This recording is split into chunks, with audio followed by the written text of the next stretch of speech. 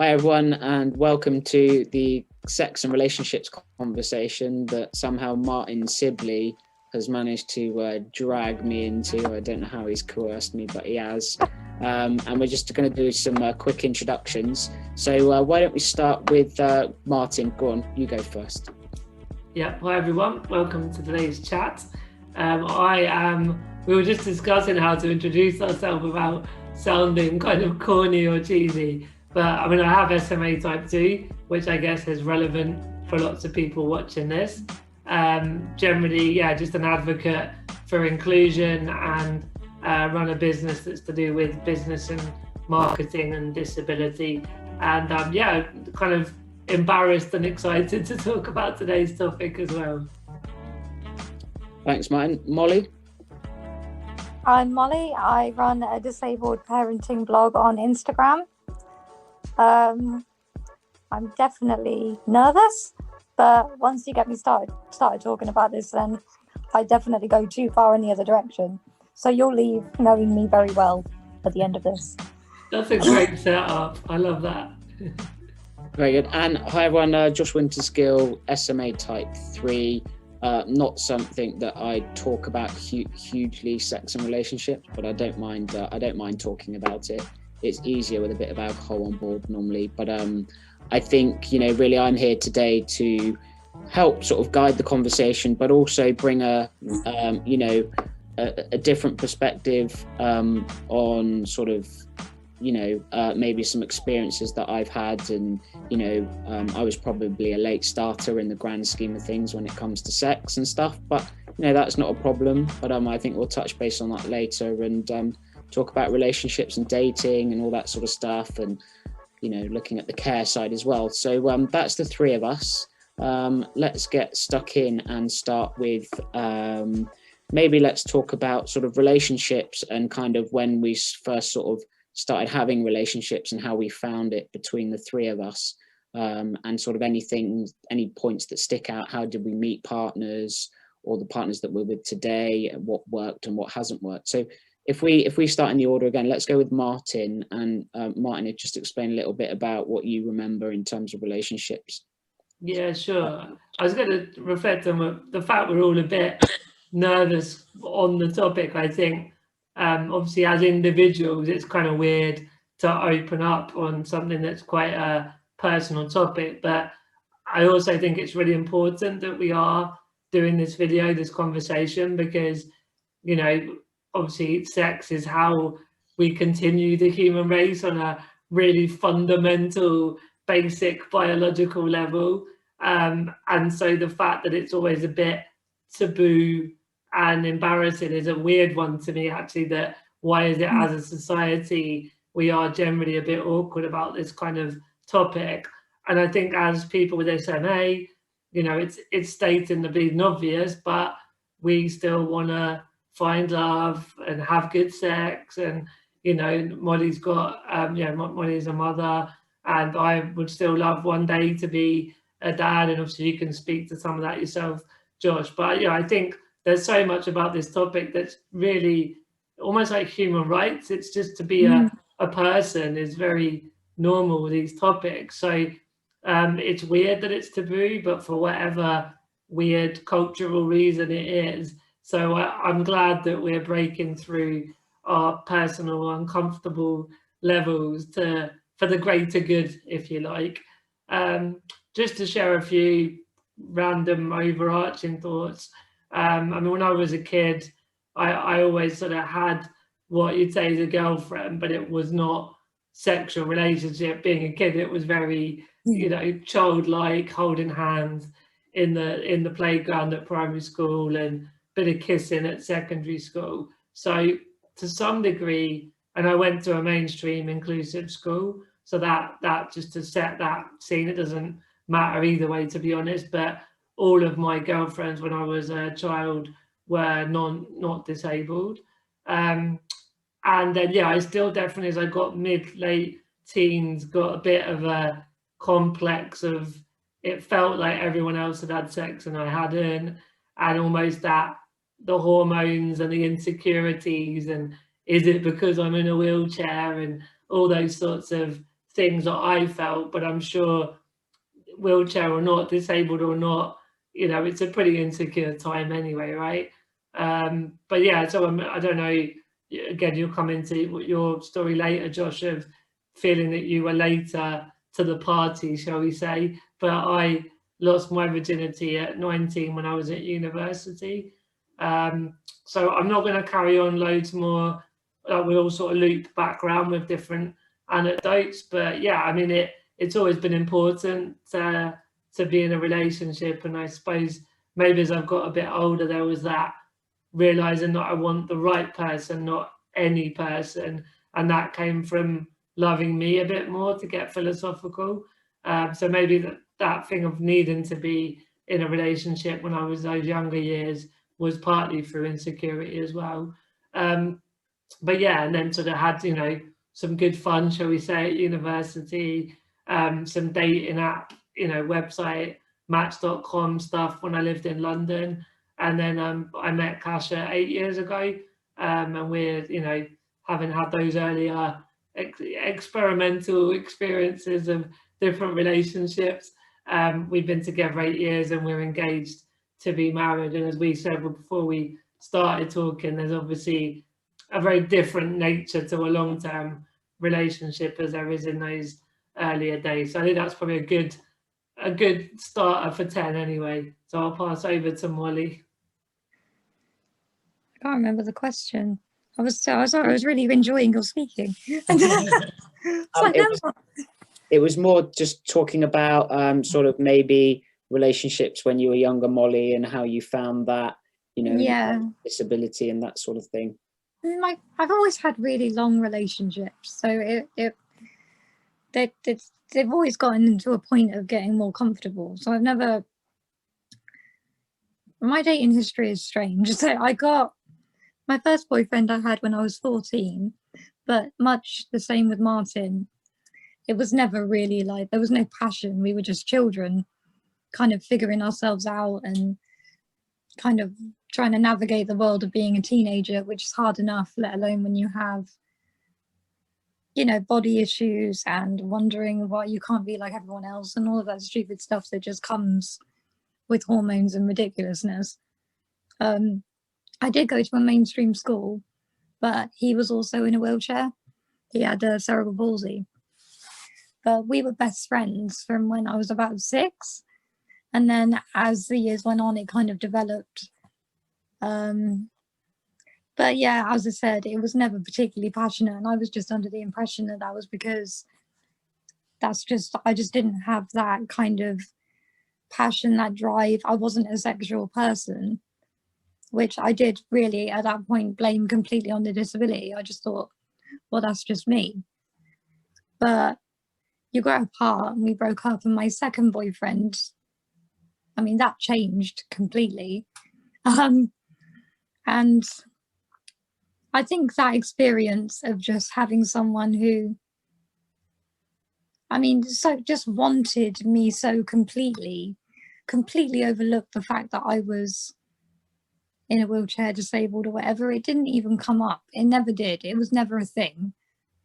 And I feel quite lucky in that respect, because it really did open up my eyes to this whole, oh, hold on a minute, like this is actually open to me. And it was wonderful. And it really turned my attitude towards sex into something completely positive. And yeah, it was like a brave new world from then on. I mean, I've had a couple of relationships, and now I'm with Jack, and we've got Oscar, obviously. So sex is a thing of the past. But like, but from when I was 18, it's just been something that I have been very open about enjoying, and not embarrassed about, and not ashamed of the fact that I enjoy. I mean, you're supposed to. That's what it's there for. You know, I think. But I do wonder if being a female disabled person maybe makes my situation easier, but as society expects me to be vulnerable anyway, and disability is for some reason perceived as weakness, so I don't have as much to work through. So I'm wondering if maybe that affected my it made my experience in a weird way more positive. But it's just something that I mull over in the bath. But yeah, I suppose, yeah, I feel very lucky in the experiences that I've had. It's never been a bad one. Yay.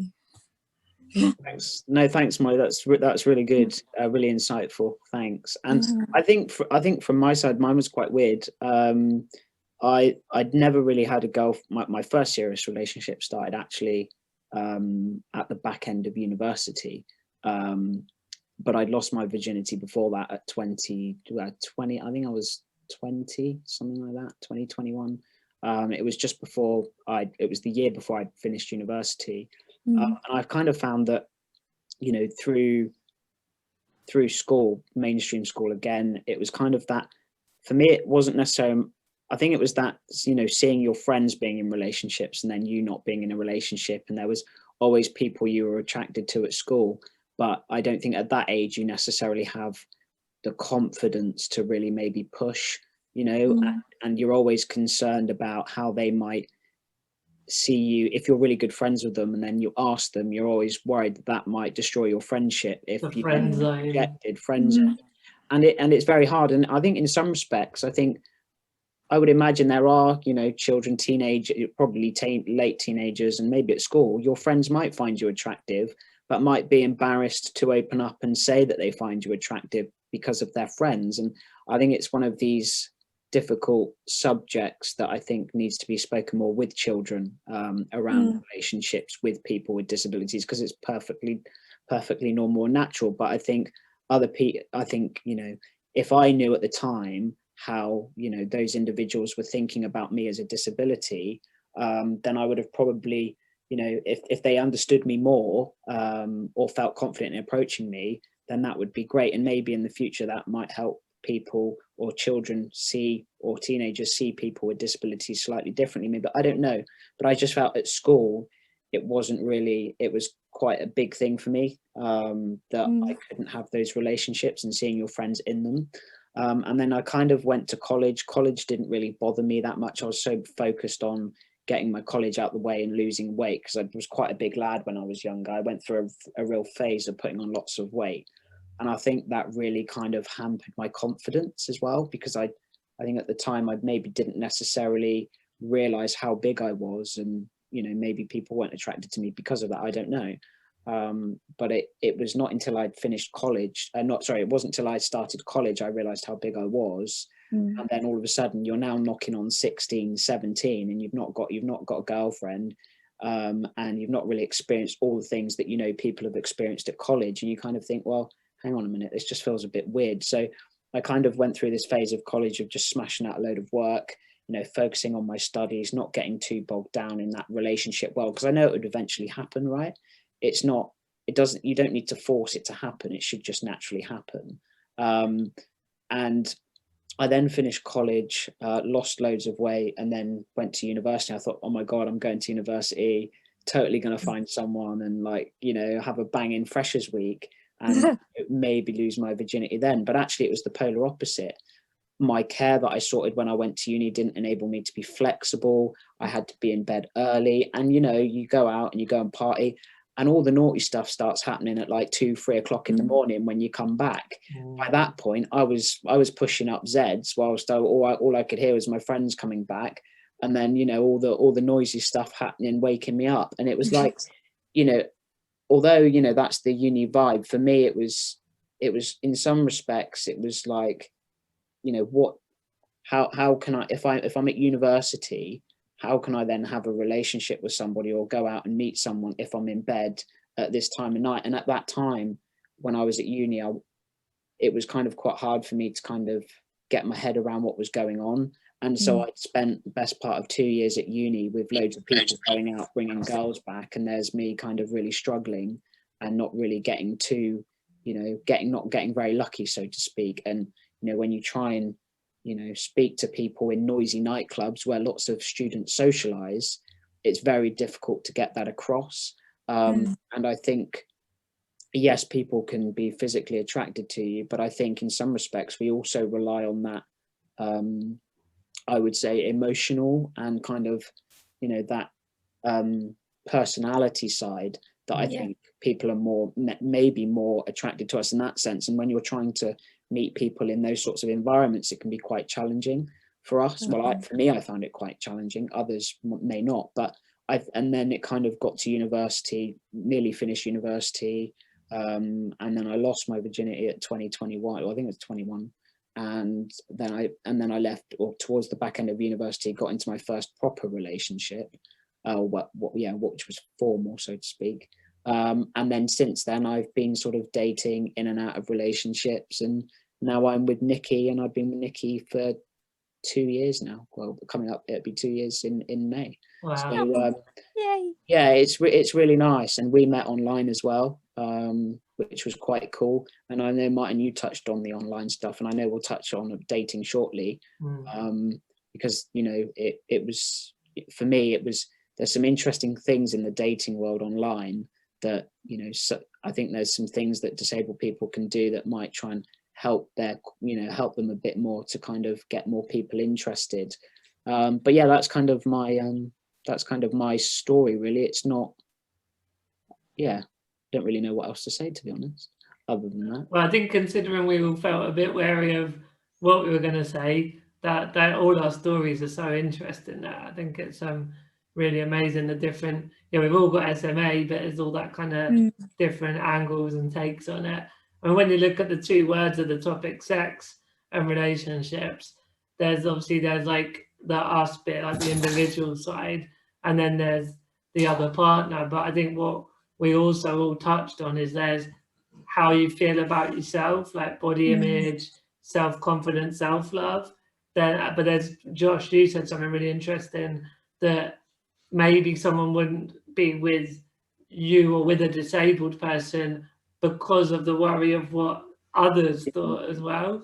So there's a lot going on there, right? There's a lot to unpack. And I think it's true. I think there are people out there that worry about how they're going to be perceived by potentially being with somebody with a disability. And I remember I was chatting to one girl online for, I don't know, it must have been 6 months. It's not 6 months, 6 weeks or something like that. No, it wasn't that long. It wasn't that long at all. I must have been speaking to her for about probably 2 weeks, right? And it was online, and at that time I only had pictures of kind of my face. I didn't really have too much of my wheelchair. And what's really interesting is the level of engagement you get when you exclude the wheelchair, because your images perceive you to be as somebody that doesn't have a disability. And then and then she was really talking to me, getting to know each other, and then the moment I dropped in the disability and the wheelchair, she was like, you know, am I even going to be able to hold your hands when we're walking down the road? And I was like, yeah, of course we can, and stuff like that. And when she started knowing more, it was just like she was no longer interested. So clearly the wheelchair and the disability, she was attracted to me, but the moment the disability became in, all of these things overwhelmed, or maybe not overwhelmed her. She thought, oh, not for me, thanks. So, I mean, there are people out there that do have that kind of mindset of how they are going to be perceived. Right? Clearly, that physical attraction is there, you know. So it's definitely out there. Yeah, it's true. Seriously, yeah, it's crazy. That's horrible. Yeah, makes me so angry. But it just goes to show how it can knock your confidence if you're getting on well with somebody, and then all of a sudden you drop the bombshell. And so that's why I find that if other people were dating now, or if people are dating now in chairs or any disability, I think it's always useful to be upfront within your profile, because the moment someone talks to you, right, they know that you've got a disability, they know you're in a wheelchair, so clearly it's game on.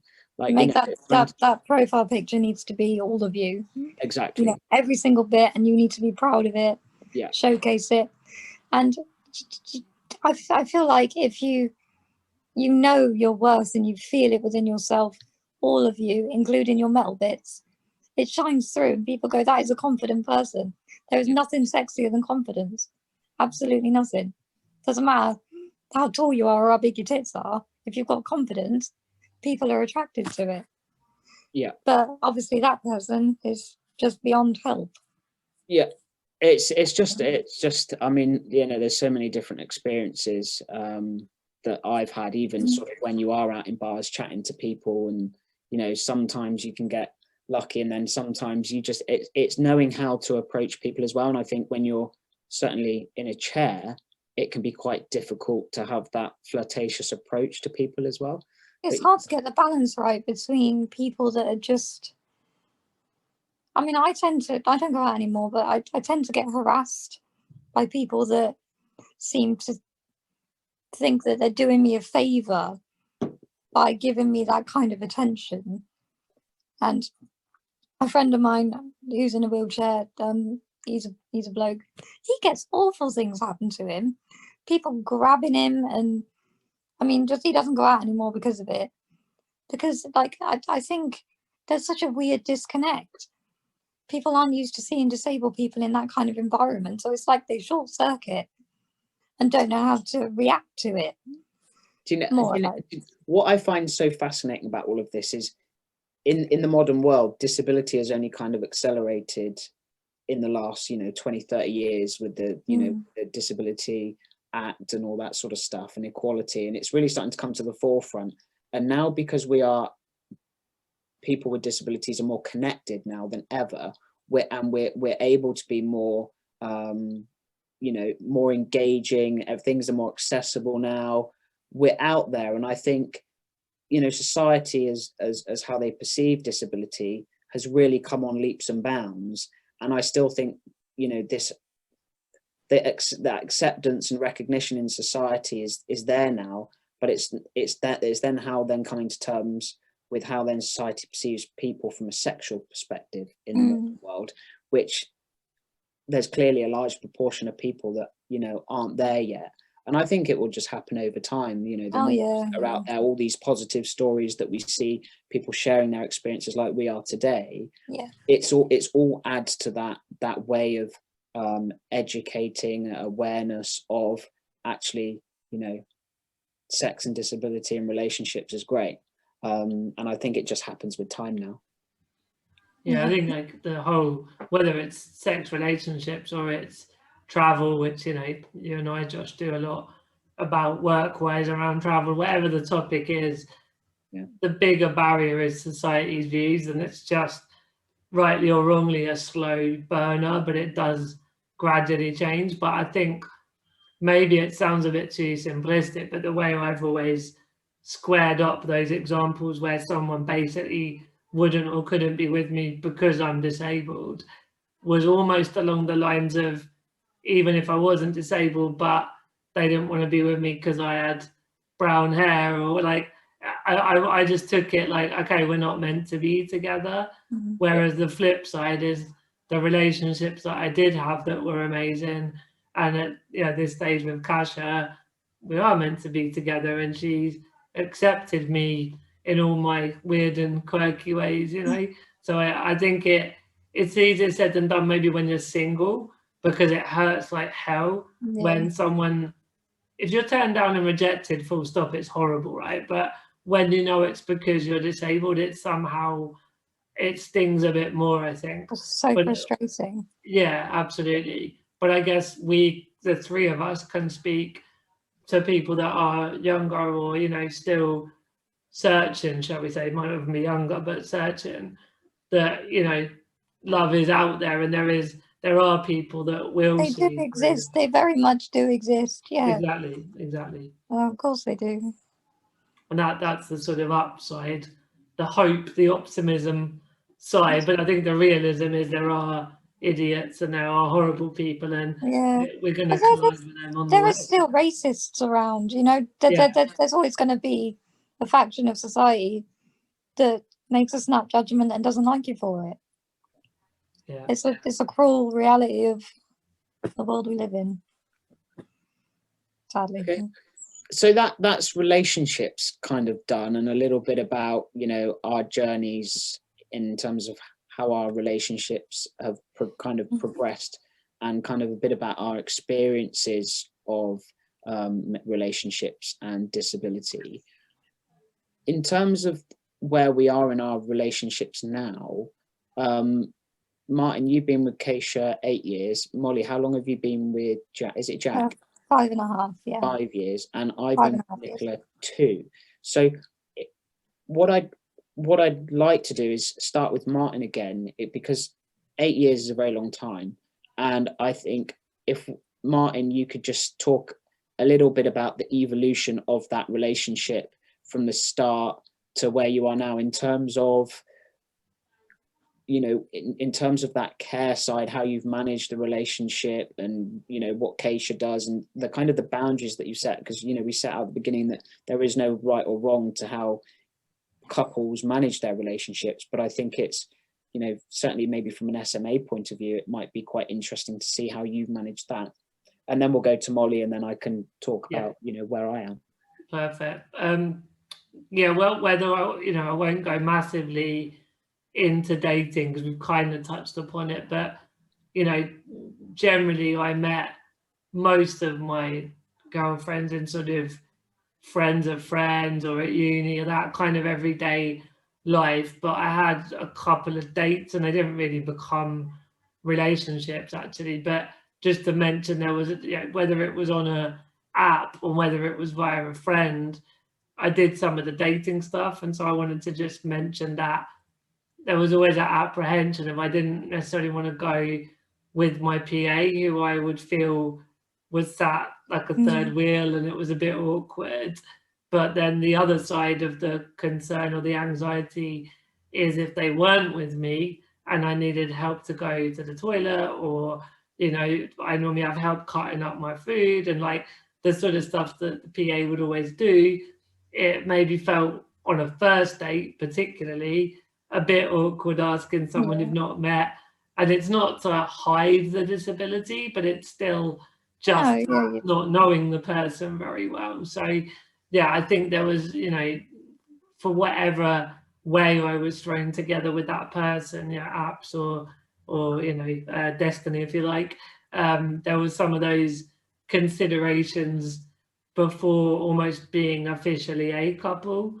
And then once, so taking the situation with Kasha, once we were a couple, I'd had the whole sort of 24/7 live-in PAs, and then for the first few years, I didn't really have any of that. It was just Kasha and I, and she did pretty much all of the care side. And we did a lot of traveling, and that was part of it, because you couldn't have, you know, someone popping in and out or living in. When we were moving country to country, it was like literally just on the road for a few months at a time. So that was partly as well why we didn't have that external care support, maybe arguably maybe a bit more so because of the travels in a way.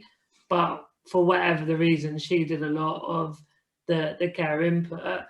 But I think, as you know, maybe call it 4 years roughly, like halfway to now, there was then definitely she was getting, you know, tired, because my care needs at points of the day are quite, you know, considerable, and helping me turn over at night, all that kind of stuff. She was getting tired.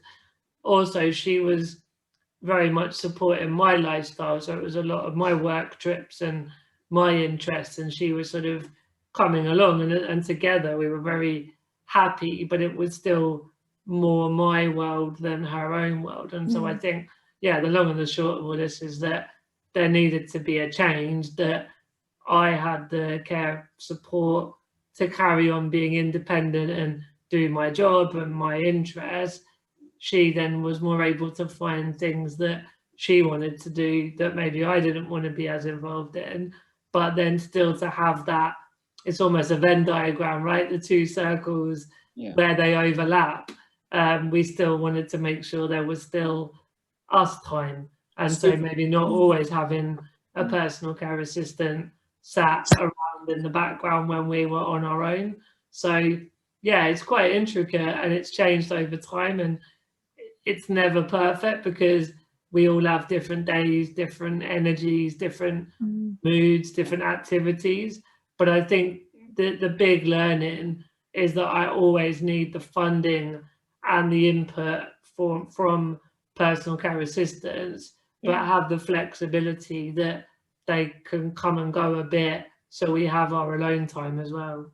Just very quickly before we go on to Molly, at what point was it that at that point in the relationship, did you recognise that needed to change rather than not so early on? I mean, I mentioned the 4 years when maybe the changes happened. Okay. In hindsight, there was a year where it was maybe like Kasha's health was not going the right way, and you know, if we'd have been more wise and experienced to it all, we coulda, shoulda done it sooner. But it was about 4 years when we made so you're again, it's always circumstantial, but in some ways, if it was your younger self, or you know, somebody that's starting out into a relationship, that you know, trying to maybe understand maybe your partner's aspirations and how comfortable they feel, and what they're doing in their life, and as you with a disability having to kind of make that decision and have those conversations to kind of support maybe the partner in that way, to maybe have those I don't know, I'm just merely thinking. Yeah, no, I hear you. I mean, I think the earlier days, it wasn't purely a lack of, you know, understanding what she wanted to do. Like, it was more, we both were traveling, seeing the world. It was what we both wanted. Just live in the moment. As you say, get older, it's not about age, but just over life. You know, situations and goals and aspirations can change. And so as we didn't want to travel as much, and as Kasha wanted to more study and build out her own career, and then you're right, it was very important for me to hear that and understand and nurture that as a good partner. But equally, there was then the change around the care again, which is stressful, because then I had to do recruitment and new personal care assistants, and for me, but also that Kasha was comfortable around as well. So yeah, it's a ever evolving, moving feast, if you like.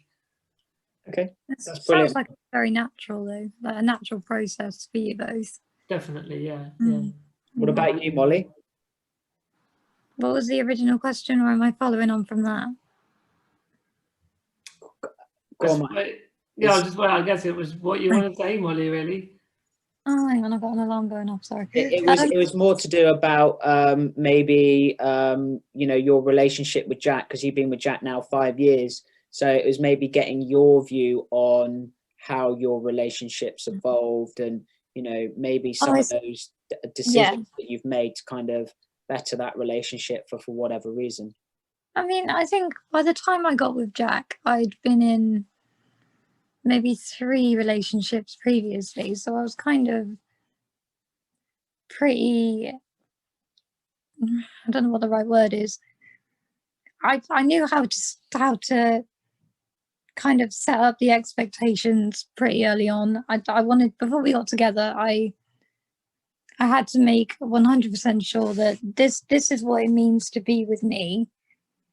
This is what, you know, you have to come up against. These are the things that I may or may not need help with, and so on. But I mean, with Jack, it was very natural. It was, yeah, I mean, I suppose when we first got together, we kind of had to learn each other. I think, but that's just it, isn't it? That's any beginning of a relationship. You kind of learn each other's boundaries and realize what is or what isn't acceptable for either of you. So I think in the beginning there was just a lot of, okay, well, I can't do this, but I can do that. So, and it was just, I don't know, I think I'm a bit of a taskmaster. So I was a bit like, well, if you don't like it, you don't have to be here, kind of thing. Yeah. But there was never an issue, really. It was, I mean, it's so much easier now that we are 5 years in, because it's all just second nature. He knows me, he knows my body, he knows what I can manage, what I can't, what bits I need support in. Do you know what I mean? And what, God, it's hard to explain. It's so important to have someone that knows you so completely in that respect, I think. Like, I've never really had to kind of look outwards for care with him, because he just gets it. And I think that that's kind of, I mean, a testament to him, I guess. He listens and he knows. In the beginning, it wasn't a problem, and now it isn't a problem. It's really, it's. I think it goes back to what Martyn was saying before. You need to find your person, and when someone gets you that completely, it just falls away and stops being a thing. So it's a strange one. Sorry, Josh, just before you guys, I was going to add that I imagined when I found the one, whether that's a bit Disney fairy tale of the one, but when I met who I was going to be with for a longer term relationship, etc., that would also be very much the kind of care solution, if you like, the sort of that my care needs would be seen to. And so it was quite hard when it was evident that wasn't how it was going to play out. Yeah, I mean, my situation's a little bit different in that I'm not as progressed. Sure. So, do you know what I mean? So it's like a lot of it I can manage, what I can't, I'm not going to apologize for. Do you know what I mean? This is what it means to be with me, kind of thing. Yeah. But yeah, carry on. Sorry. Yeah, no, it's just interesting. What were you going to say, Josh? No, I think Molly's bang on there, really, in terms of, that person, if it's right. They're going to be forthcoming. They're going to understand you. They're going to help you. They're not going to question why they're doing stuff. They just do it. And when they start asking questions, the right questions that, you've not had to instigate for those questions to be asked, you're onto something, because they're clearly thinking about how can I do my best to make, that person's life easier? How can I make that relationship, blossom? And those are kind of all the things that Nicola's done for me, really. She's never asked any questions. When we first started chatting, my disability wasn't really the main conversation. It was very much later on in our conversations about what was actually wrong, and what was, how was my disability going to affect me. That wasn't the main driver at the start. And so, very early on, you could tell straight away that wasn't it wasn't a big problem for her, we very rarely talk about it. Yeah, it doesn't come up. And it's been awkward maybe once or twice in our relationship. When we had Oscar, if we were both tired, I'd be like, I can't do this, you need to do it. And there wouldn't be an atmosphere, but it would be like, oh yeah.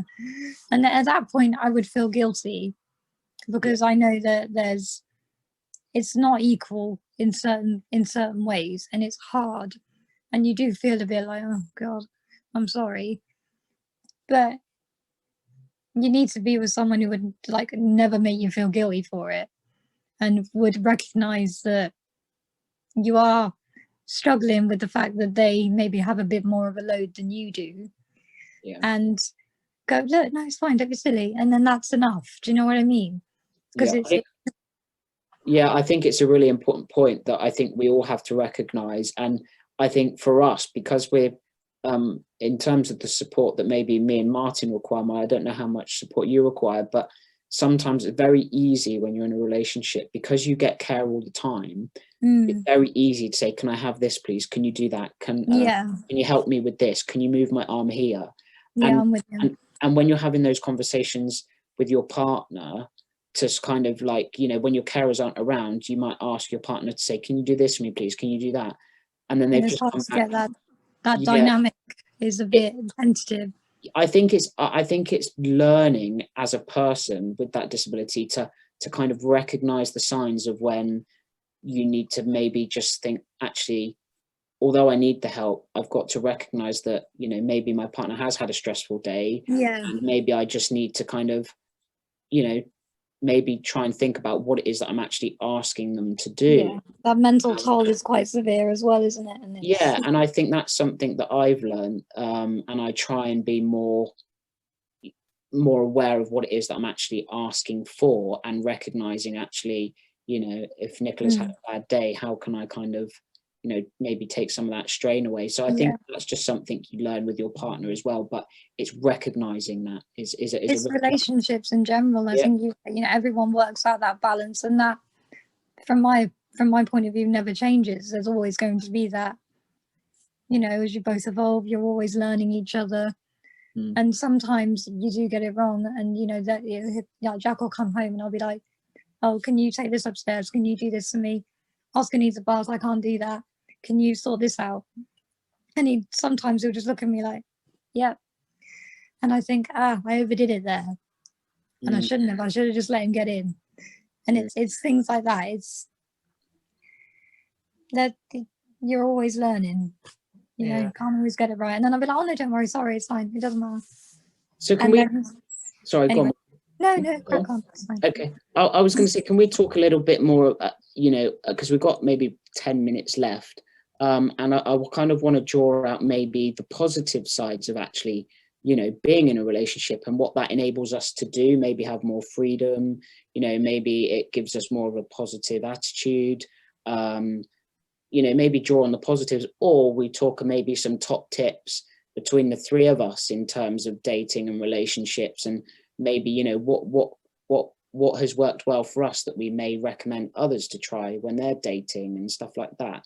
Because I'm sure we're probably maybe having parents watch this video that have probably got a child that's like, you know, 7 or 8 and thinking, you know, how are they going to manage their relationships when they get older? Or how do I talk to my kids about them at school when, you know, they might want to have how, you know, that kind of emotional well-being as a parent, how do you support that child around relationships? So maybe Martyn or Molly, I don't know if one of you want to go first in terms of maybe just some general pointers, advice, or things that work well for people to kind of maybe think about. Yeah, do you want to go first, Molly? No, you go for it. I'll listen, and then you make me think about things, so it's good.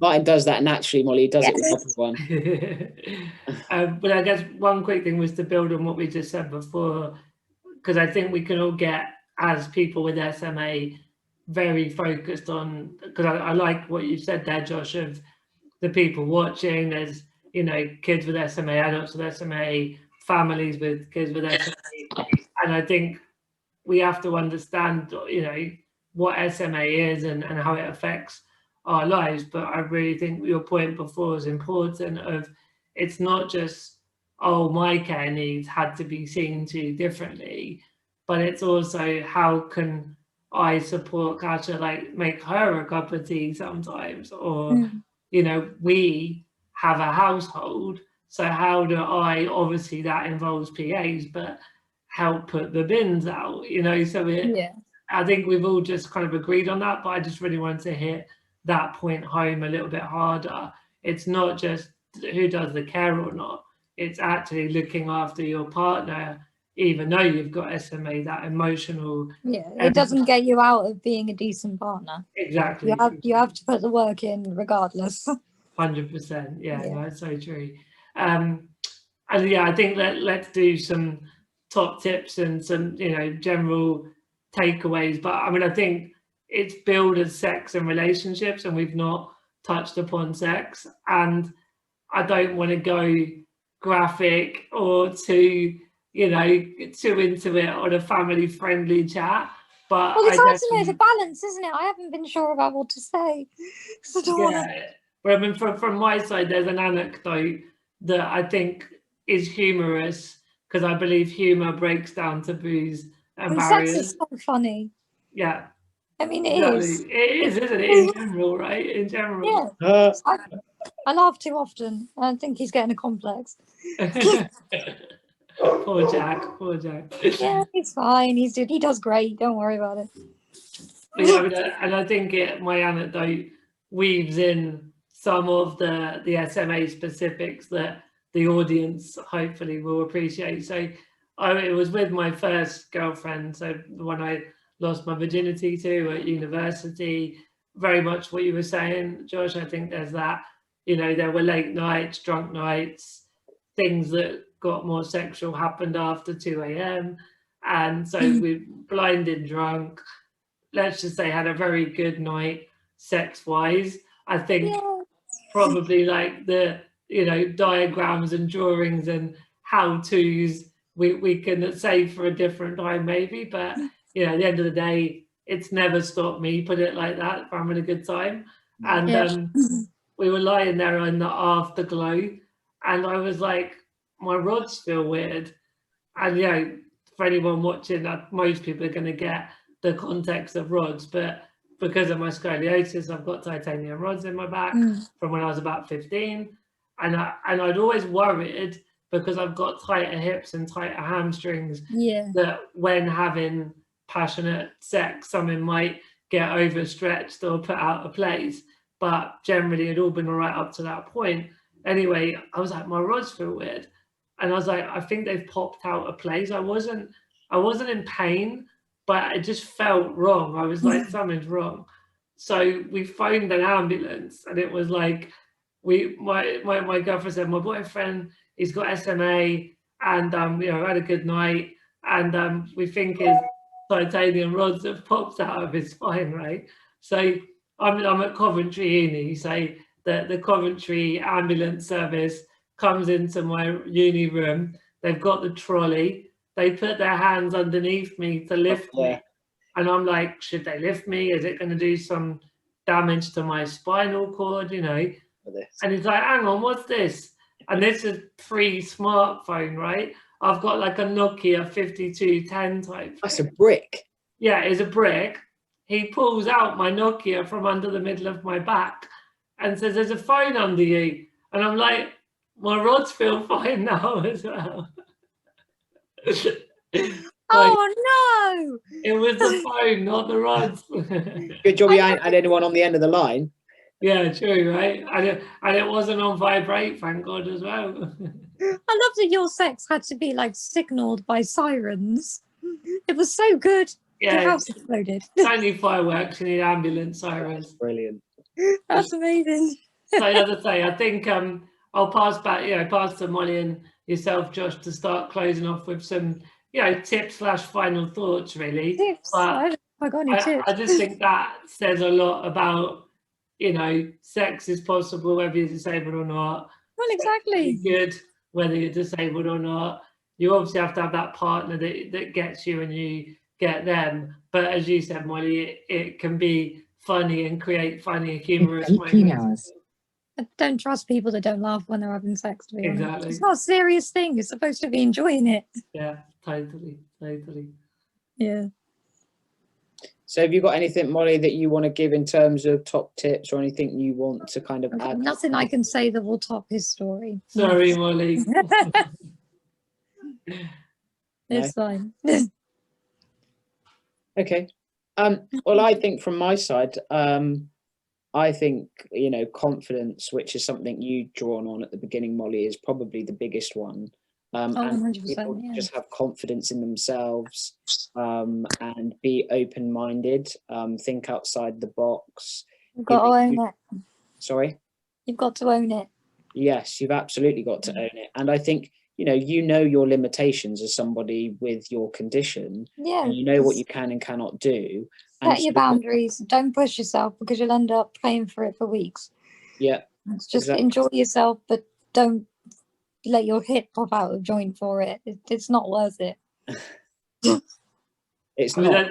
There was a conference about 4 years ago, and there was all this SMA conference, and there was all the usual daytime research, you know, living with SMA with sort of travels and, you know, recruiting PAs, all the nuts and bolts that we all know and love so much.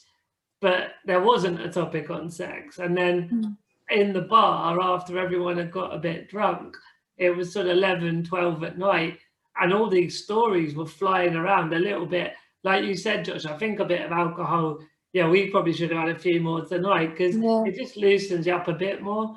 But there was someone that their hip had popped out, and they had happened to me so often. Right, there we go. It ends up being like, was that a good scream or a bad scream? No, bad scream. I'm in pain. Stop. I need to limp over there and pop myself back into place. I'll be fine in 5. And then you just sat there waiting. Oh no. Yeah. This is the reality, right? Like, I think, you know, with SMA, we haven't got the same muscle strength and resistance. And so, yeah, there is this physicality side to it, you know. But I also, I guess, looping a little bit back to the whole compassion for the partner. Like, I remember that before I did lose my virginity, I wasn't owning it, to your point about confidence before. I was more like, oh, is it, can I do it? Is it possible? And that made her doubt whether it was possible. And it was only because my best mate pulled her to one side and was like, listen, it is totally possible. Just go out, get drunk and have a good night. But I think that point, confidence, is so important, both sides of the fence, if you know what I mean. Yeah, because if you don't, you know, if you don't, you're not gonna put yourself in that position, are you? You really need to have that. Well, and your other half isn't gonna feel exactly. They're gonna feel the vibe. Yeah, exactly. No. So I think, you know, from my side, it's, you know, confidence, open-minded, play on your strong points, know what you're capable of doing, and obviously explain that maybe to your partner a little bit as well. And I think this is just good advice for anyone. Yeah. Having sex, to be fair. Like it I think so anyway. Yeah. Okay. And then I think from a dating point of view, maybe from apps and stuff like that, you know, I think, you know, maybe use pictures that show all of you and not just faces. You know, be clear in your description about what you know, what your condition is. Kind of make it fun, drop some jokes and, you know, stuff like that in there to show that you're not, you know, too sick. No, it's not contagious. Yeah. And make it lighthearted, so that, you know, people can see you've got banter and stuff like that, because I think that would definitely help. But I think that's a wrap for today. I think we've covered quite a bit there, haven't we? In terms of our experiences, relationships. We haven't gone too much into the more mischievous side. But I feel like the sex stuff is very, so A, it's personal to us to be saying it on camera to the world, but B, it's a very, you know, but I mean, it's a bit like that, whether it's relationships and whether it's travel and work, like we're all different. But yeah, I think there's something with sex that maybe a conversation at a bar, it's a bit more easy to like get into details. It's such a big topic though, but relationships and sex, I think they could have an hour each. That's true as well. And I think I think society as a whole, in terms of how they portray and talk about sex, is only sort of, you know, really expanded, you know, in the last sort of 20 years, I suppose. It's become more commonplace in society rather than it being so private, and people are more, you're allowed to enjoy it now. Yeah. So I think that probably helps us in some ways as well. But yeah, I think, you know, that's a wrap for today. I do just want to drop in, Martyn, that Christopher Wood did say that he'd probably end up watching this. So I hope he does. And it's probably not giving him too much of a laugh. I know he wanted to maybe hear more some of the sex side of it, but maybe we'll have to just do that over a pint, maybe. Yeah, well, maybe it's a warm up, and we'll, you know, I think, as Molly said, there's quite a lot in both camps of relationship and sex, and it's natural to go into the relationships and the dating because there's a lot about society, a lot about, as you said before, the self-image and being loving and thoughtful to your partner. Like that's actually the most important. And I'd almost argue good sex, and this is again disabled or not disabled, but you're going to have a better sexual experience when you love yourself and you love your partner. Like, it's just a consequence of all that. So in a way, that would be another takeaway tip, is work on yourself, work on your relationship, and the sex bit just comes along more naturally. But then if there are practical logistical questions with SMA, then we can brainstorm how we can appropriately share that another time. Yeah, I don't know how you would begin with that one, short of maybe diagrams or a video. Yeah, it just doesn't feel quite right. Disabled Kama Sutra. Yeah, like Barbie and Ken. Yeah, you can get Barbie in a wheelchair now. That's what I'm wondering. That might be a way to do a little animation. Oh my God, can I? It's like, what was that? Was it Team America? Have you ever seen Team America? Yes. There's a whole puppet sexy. Puppet sex. Yeah. This may be the way. Oh my god, we've thought of something there. That's a plan. Well, there we are. Hey, right, I'm gonna wrap it up. There you go, guys. Team America and puppets. Okay. Well, thank you very much. Hope you all enjoyed the video around sex and relationships. Until next time. Thanks, Molly. Thanks, Martyn. And we'll Thank you. See ya. Cheers.